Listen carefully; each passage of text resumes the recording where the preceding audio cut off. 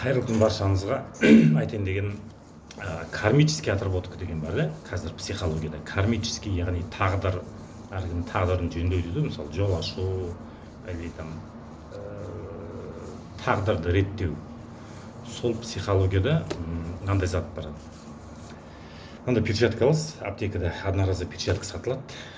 Бір парасын аласыз, и мынандай пакеттер бар ғой, осы қара, ақ, любой. Сөйтіп пакет аласыз да, сумкаңызға, қалтаңызға салып аласыз. Мысалы, магазинге шығып бара жатсыз. Магазинге шығып бара жатқан кезде жол бойынша любой мусор жатады ғой, мысалы, баклажка, темекінің қалдықтары, любой көзге түскен мусор пакетке жинайсыз. Магазинге бара жатқанда, келе жатқанда да. Сөйтіп мусор лақтырасыз. Болмаса, жұмысқа шығып бара жатқанда, келе жатқанда сумкаңызға осы пакет, перчатка салып алыңыз. Соны жол бойынша жаяу келе жатқан кезде сол мусорларды жинайсыз. Болмаса, арнайы ерте шығып, соны жинайсыз да, үйдің жан-жағында, өзіңіздің квартирада шығасыз.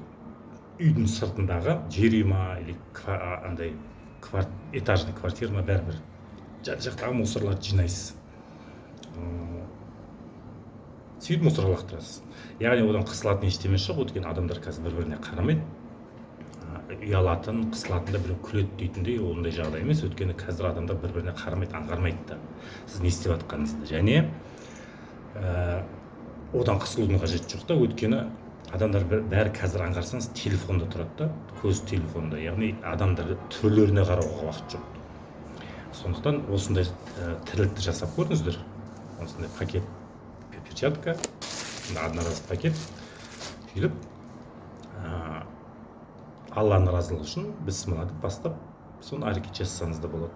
Соны өзі, яғни әрекетте берекет дейді. Сіз бір жақсылыққа, сауапқа қадам жасап жатсыз да, оның ешқандай ұялатындай ештеме жоқ. Сонда бір техника бар. Соны жасасаңыздар да болады.